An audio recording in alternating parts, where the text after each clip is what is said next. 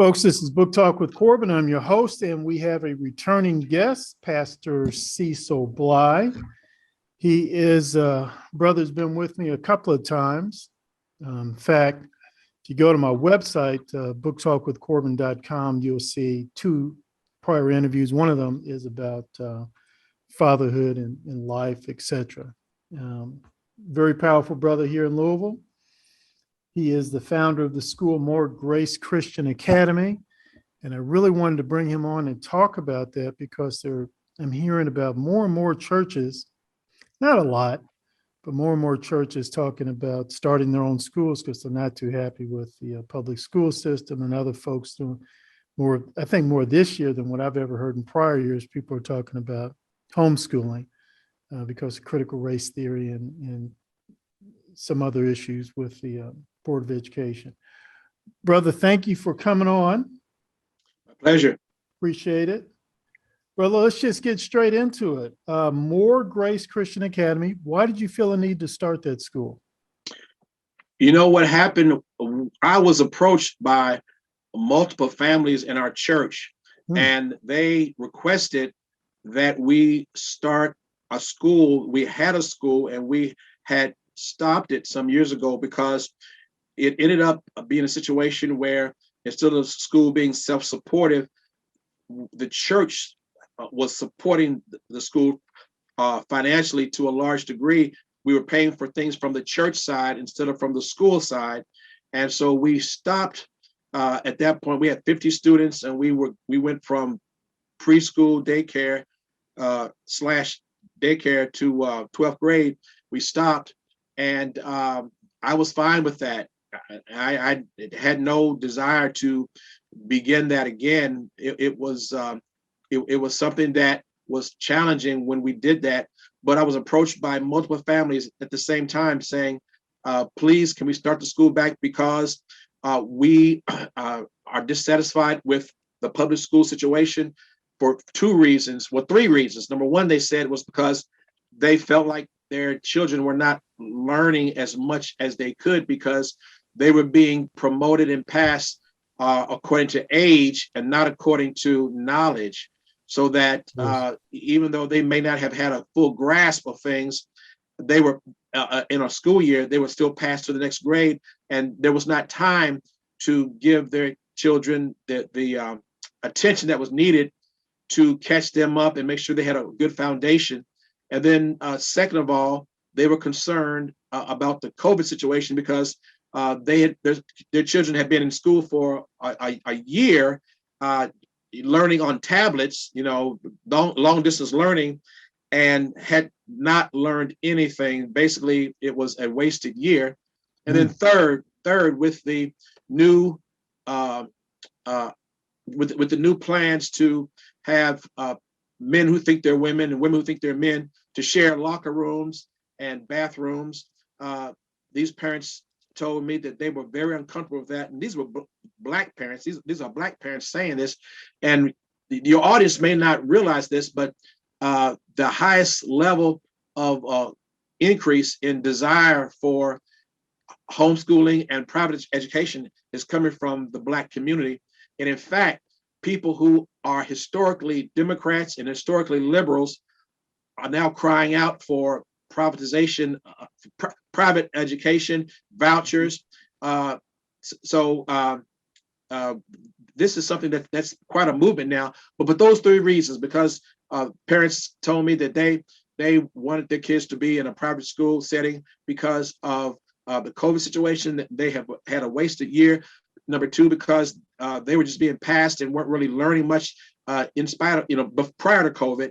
And then number three, because of the situation where men who think they're women get to share a locker room and bathroom space with their daughters. They felt like, Pastor, we would like to have have you start the school back. And also they told me, and this was the kicker, they told me, Pastor, if you feel like the Lord does not want you to, we're going to go ahead and do it anyway amongst ourselves and co-op. But the thing is that they all work full time. And so I believe that as a shepherd, I needed to make the effort and create an environment where we could go ahead and start the school because they all work full time. And I knew that they didn't have time to do what they were trying to do. And I told them, well, all right, we're going to look to do that. And we prayed, and we got we got a tuition base that we think is reasonable. And we did like the Lord told the 10 lepers. Jesus was approached by 10 lepers. They could not come near him. They had to holler because leprosy is contagious, but they cried out, Jesus, son of David, have mercy on me. And Jesus said, go show yourself to the priest. And that's because under the old covenant, under the law, if a leper was cleansed, he had to go show himself to the high priest, and then the priest would declare him clean. And so Jesus said, go show yourself to the priest, which meant if you want to be healed, do what you would do if you're already healed. And so as they went, the Bible says they were healed. So we decided we're just going to go ahead and start the school. And as we go, the Lord's going to send us help, give us resources, and give us strategies, and this school is going to be successful. So that's what we've done. Yes, yes. This is a Book Talk with Corbin. I'm your host, and we're talking today with Pastor Cecil Blye about his new school, More Grace Christian Academy, and he just articulated to us why he he felt the need, but really wasn't so much as you said that why you felt the need, but you're saying brothers and sisters from your congregation came to you.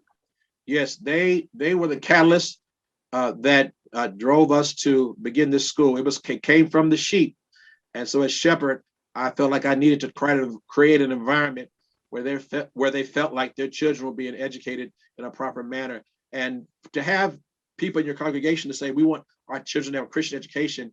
Well, that's very hard to say no to, and so we said a big yes to that. Yeah, is it possible for other folks, outside of your congregation, to send their children to your school? Yes. Again, the name is More Grace Christian Academy, and we have not put up anything on our website. We have a church website, but we have not put the school up there. We'll be doing that soon. But they can contact this number, 502-419-6983. That's my cell phone number. And there's a tuition involved. It's $100 a week for one child. If there's more than two children, it's $100 a week for a student, but for families that have more than two people, it never goes over $200. So that means if you have two children, it's going to be $200 a week. But if you have five children, it's still going to be only $200 a week. If you have 10 children, it's going to be $200 a week.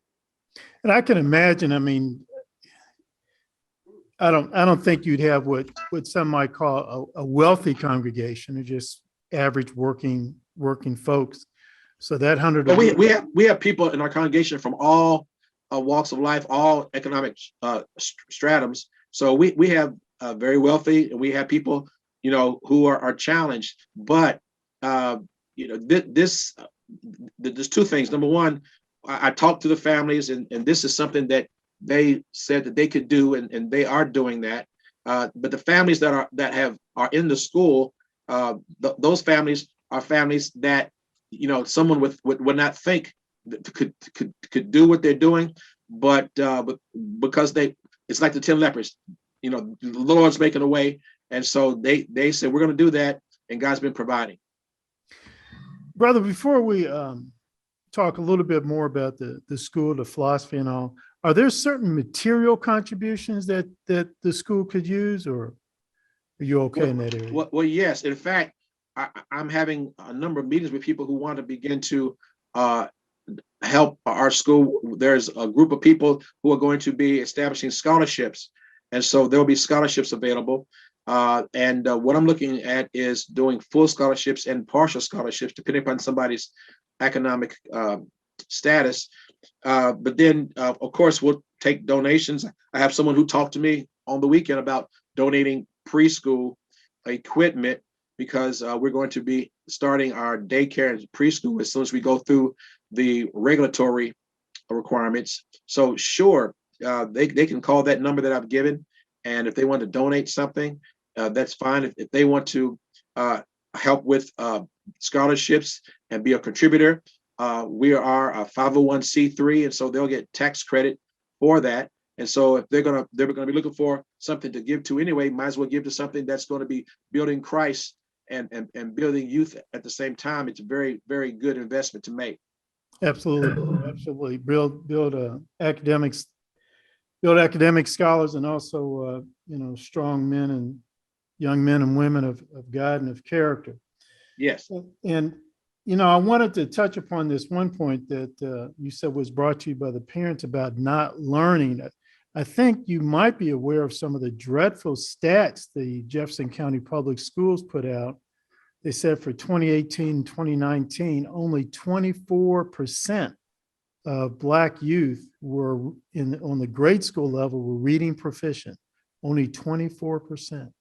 Yes, and that's one of the points that I am making now in regards to the Black community, because you see, this is a very, very new trend, but it's a trend that is a strong trend, and that is you have Black parents and Black leadership now. Many of them are crying out for vouchers. Vouchers was thought of as something that is a conservative Republican thing, that the conservative Republicans want vouchers, and that they are catering to families who are well off, and people argue, well, those families don't need vouchers. But first of all, that was never true in the first place. But second of all, there's a groundswell from the Black community, from people who have been traditionally Democrats and liberals. For example, Roland Martin. You can't get any more liberal than Roland Martin. You can't get any more Black than Roland Martin. And he and his wife are saying we need vouchers in the Black community because the schools have failed the Black family. And in New York recently, I just read an article. In fact, I was asked to speak at an event in Richmond, Virginia, and I was asked to speak about education. And interestingly enough, I spoke in the former home of Robert E. Lee in Virginia, and I pointed out that in the city of New York, that Black families have been up in arms because of the reading and math statistics, that their children have been doing very, very poorly in reading and in math, and they are crying out for vouchers.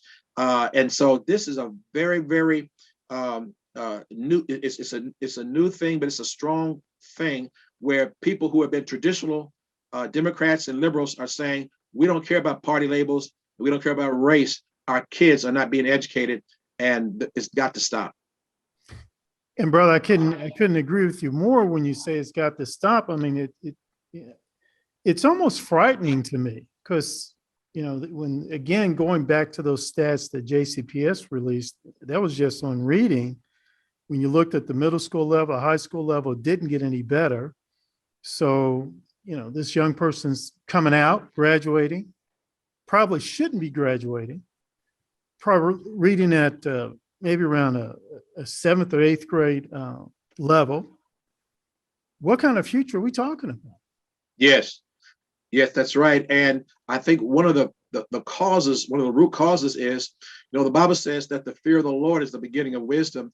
And how can you impart knowledge and wisdom to youngsters when you're not imparting God and the fear of the Lord to them at the same time? They go together. You can't divorce wet from water. You can't divorce sweet from sugar. You can't divorce God from education. And it used to be back in the 1700s and 1600s that when children learned, they learned by reading the McGuffey Reader that had Bible stories in it, and taught them about Adam's fall and about the redemption of man and about the Christ. And they learned to read and do math in a setting that also taught them the Bible and prayer. And for us to divorce that from education is a self-inflicted wound that can only lead to ignorance and the dumbing down of our population. Yeah. Right now it's legal you could put Harry Potter and a witch on a broomstick on the bulletin board, but if you put the 10 Commandments on the bulletin board, then they will fine the school. They will enjoin the school and require the school to take the 10 Commandments down. The Supreme Court ruled on a Kentucky case.